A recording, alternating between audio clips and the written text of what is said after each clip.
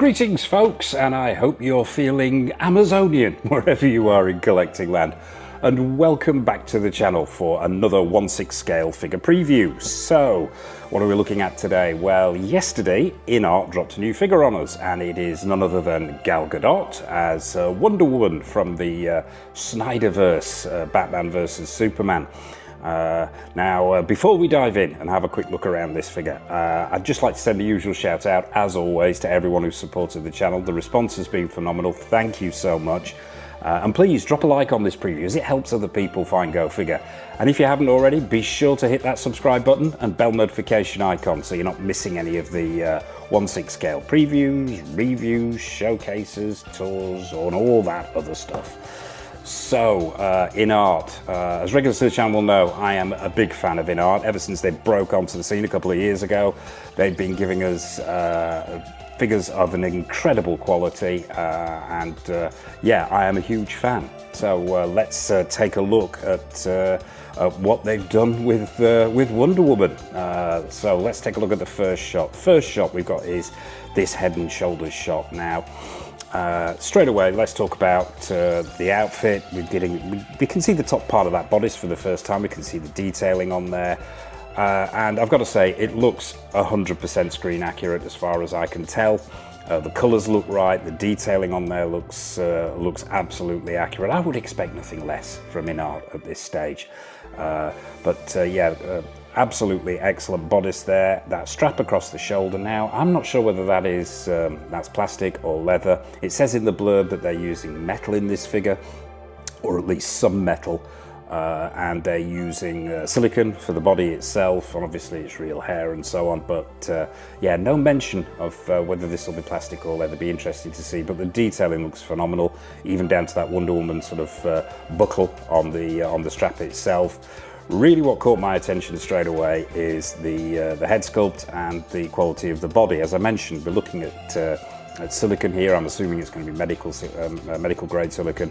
But the body itself looks phenomenal, and if you get close, you can really see the detailing on this body, which I'm going to have to assume is specifically made for this figure.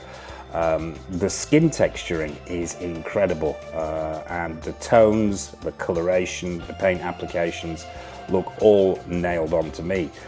We'll talk about that head sculpt a little bit more as we zip through this, but yeah, you get to see the rooted hair for the first time, and that looks absolutely nailed on as well. I'm assuming we're going to be getting the usual product in that hair to hold it in place, so it doesn't move too much, so it doesn't take too much futzing. That headband looks really, really good and screen accurate. It's got that metallic look, whether that's sculpted plastic, which I'm assuming it is. But yeah, paint applications look great, hair looks great. You've got the independent eyeball rolling system here, so I'm going to assume that's accessed through the back of this hairpiece. And overall, first impressions look absolutely excellent. Let's zip along to the next shot. The classic wrists joined together, or that pose that she makes when she's deflecting bullets and all manner of stuff. And once again, yeah, the detailing here is what we've come to expect from Inart and their products. The detailing on those gauntlets looks amazing. We've got multiple swap out hands, which we'll take a look at. And for the first time, we're seeing how flexible this silicone body actually is. Now, silicone is great. It is a huge step up from the old rubber bodies that we used to get, but it still isn't perfect what substance is, although it's a huge step forward. It'll be interesting to see whether this figure can actually hold this kind of dynamic pose for any length of time. This is that kind of figure that really begs to be dynamically posed, and whether this can stand this these kind of stresses for any length of time, it'll be interesting to find out. But yeah, we get another look at that head sculpt as well, and this time straight on. And I've got to say, let's start the conversation about the head sculpt right away. There are some shots here where I think this head sculpt misses a little bit. This isn't one of them. Straight on, this head sculpt looks phenomenal. It really does. The eyes look on point, the nose, the length of the nose, the fullness of the lips and the redness there looks absolutely nailed on. But you'll see as we move on that there are some angles here where maybe it's not quite as spot on as this one. and we'll put some comparison photos up as well so you can see just what I'm talking about. But let's move on to the next one. We've got that slightly at an angle here. She's holding the golden lasso. This isn't one of those where the head sculpt looks starts to drop off a little bit. I think from this angle, yeah, they pretty much nailed it on. I will put a photo up at the top there, but there is something missing. Let's talk about that. It's not. It's only from certain angles, and I think I think maybe Inart are a victim of their own success to a certain extent here, with the quality, the photorealistic quality of the head sculpts that they've given us in previous figures, like the Pattinson Batman, the Paul Atreides, are that good that even the slightest, I'm not saying imperfection, but the slightest part of the head sculpt now that may not quite be up to par it sticks out like a sore thumb, and as I say, possibly a victim of their own success. But here it looks really, really good. Loving the armbands here. They're absolutely on point. The lasso looks great. I'm assuming that's going to be wired. And once again, we can see that bodice section with the deep reds and the golds and the blues of the skirted section starting to appear for the first time, and they just look all on point. Let's move on to the next one. Portrait shot here. Now this is where, as I say, throughout this video, I'm going to be popping up shots in the top left here, so you can see what I mean about being slightly off. Now, had this been another company, had this been, I'm not going to name names, but had this come from any other company, I would probably be bouncing off the walls with how accurate this head sculpt is, and I say possibly a victim of their own success here, that certain shots aren't quite as accurate as maybe they could be. But yeah, looking overall very, very impressive indeed. Once again, another great shot here, and it's not until you actually put the two side by side that you can see that it does drop off a little bit. But we can see those gauntlets going on there, that sculpted deep sort of olive blue skirt going on, all that brushed tarnished gold section all on point, the strapping around the waist and over the shoulder there, and we've seen the shield and the sword for the first time as well. So on to the next action pose, dynamic pose here. So hopefully we've got that flexibility in the legs there and no ripping or tearing going on. Now I don't know whether the shield and the sword are metal here. To me, it's never a deal breaker with a figure whether it's nice to have metal in those parts. It is. It adds to durability and realism. But I think it's always going to be a compromise, depending on the strength of the body, whether it can actually support the weight of these weapons. But the detailing on the sword, the proportions look great, especially on that shield as well. You've got that grey textured areas. You've got those gold bands going on. Overall, yeah, it's the accuracy is there in spades. Let's zip on to the next one. Another sort of headshot here. And once again, at the risk of sounding like a broken record, we've seen those skin textures, especially in that sort of upper chest area there. You can see that there are blemishes and slight discolorations. Those imperfections, to me, add to the realism. When you get that matte, all one colour skin texture, it just isn't realistic. But the shading on the face looks great. The eyes are the right colour. I don't think the drop off here is in the eyes. A lot of the time in 1/6 scale figures, when we see disparities between the shots of the character and the figure, a lot of that is down to the eyes. But I don't think it's the eyes here. I think it's the lower portion of the face that might be in need of a little bit of attention. But let's get closer and have a look at this. Yeah, detailing on that headband is great. Hair looking spots on. On to the next. We've got this sort of angled, I was going to say from the rear shot, but yeah, we see that sword for the first time, detailing on the, well, not the first time, but up close, you see that detailing on the hilt there. Once again, those gauntlets. It's not an overly complex figure, this, and Inart haven't given us a vast amount of stuff with it. I mean, you get the base, you get some swap out hands, you get the lasso, shield and sword, and that's pretty much it. There are no fancy light up diorama bases here or multiple swap out accessories. So what we want to see here, or at least what I want to see here, is Inart putting the money into the figure, and it's the quality of the figure rather than all the bits that it comes with. But yeah, that body looks absolutely excellent. Seeing the musculature in the back there, and this is another thing that struck me. I think that's in the next shot. Yeah, here it is. I think the custom body that we've got here for this particular figure is phenomenal, because you can really see that musculature there. Now, as collectors of 1/6 scale figures will know, getting a pose like this out of a figure is not the easiest thing in the world. Getting that arm over the back there, grabbing a sword or a weapon or whatever it might be, you get, especially with seamless bodies, you'll get creasing, all kinds of ugly creasing going on under the arms where it might rip.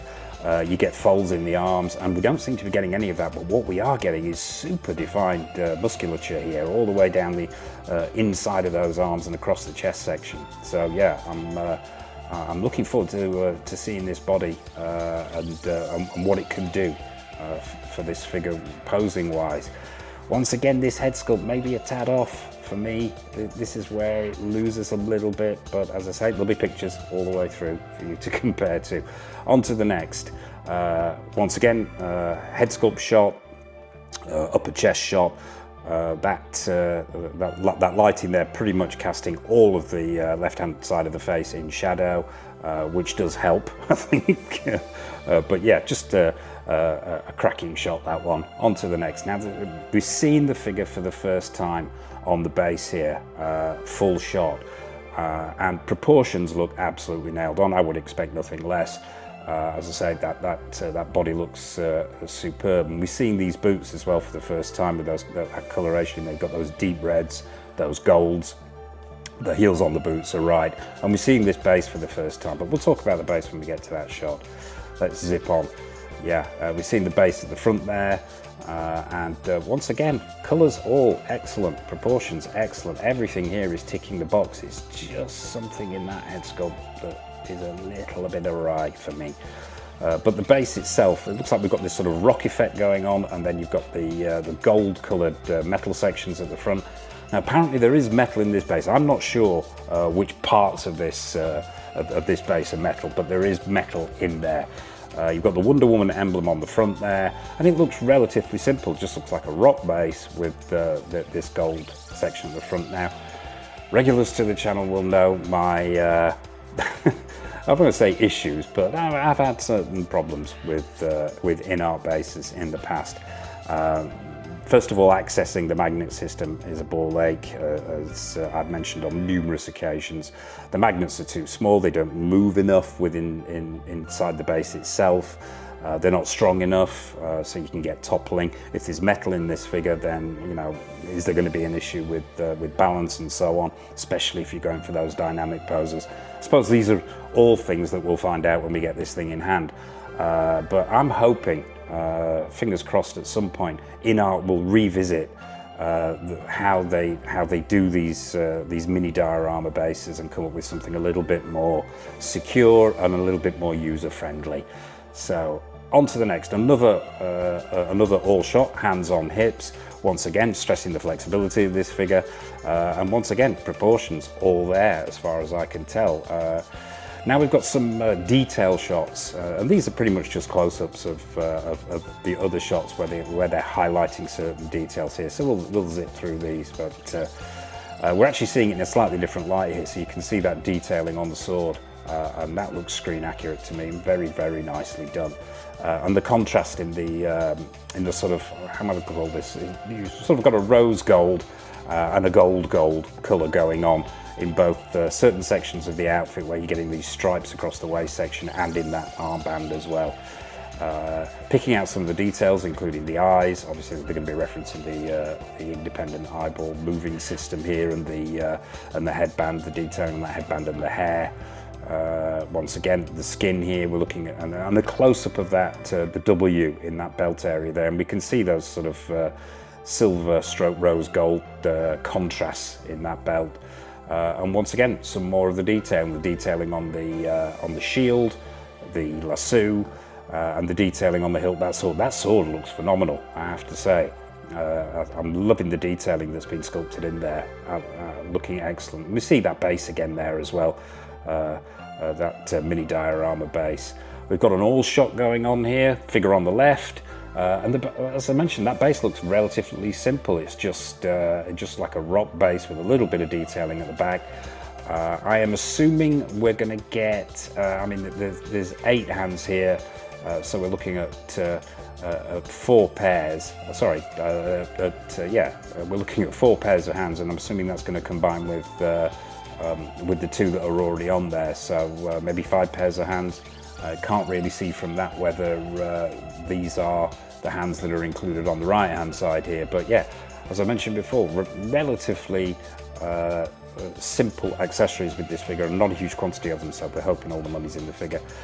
Close-up of the sword and how that the shield rather, and how that attaches to the arm. I'm going to assume it's the standard way that they attach. Take off the hand at the wrist peg, slide the arm through those sort of handle sections on the back there, and then just reattach the hand, and once again detailing in that sword. Close-up of the base. Looks like we've got a little bit of an iron girder or some thing going on in the background here, probably from that the battle sequence in BVS, and that gold section around the front. It's not the look of these bases I have an issue with some of the time. It's the, as I say, it's the practicality of them and the magnets and the magnet moving system. Close-up of all the hands there, so we've got a variety of hands. We've got fisted hands, obviously we're going to have gripping hands for the sword and the lasso, and some open palm gesturing hands as well, which is nice to see. And the final shot is, once again, it's an all shot of, well, an upright shot, shall we say, a distance shot of the figure stood upright. And once again, this is in this shot, this is where that head sculpt is working for me. I think it's looking phenomenal. As to whether I pick this figure up, now that's a different question altogether. To be 100% honest, Wonder Woman has never massively been on my radar, and as the years have passed since the release of BVS and Justice League, I don't know. I'm on the fence on this one. If there are some minor alterations made to that head sculpt, then maybe, but I think overall it is looking absolutely incredible and up to the usual Inart high standards. As I say, the only little niggles I've got here are maybe some alterations prior to release on that head sculpt. But what are your thoughts on this particular piece? Do you think, am I getting this wrong? Is that head sculpt absolutely on point? Let me know in the comment section below. I'll be fascinated to hear your take on it. Are you going to be picking this piece up? Is it an instant pre-order for you? You're going to pass? Are you a fan of BVS? Are you a fan of Justice League? Fan of the Schneiderverse? Nothing is off menu, so please drop a comment in the comment section below. And I hope you've enjoyed this preview. What have we got coming up on the channel? Well, we've got a raft more previews, that's for sure.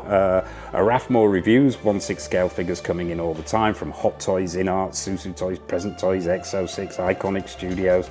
The list goes on. So be sure to hit that subscribe button and bell notification, as I mentioned at the top there, so you're not missing anything. And I suppose all that remains for me to say is a massive thank you for watching, as always. And until next time on the channel, take care of yourselves and happy collecting.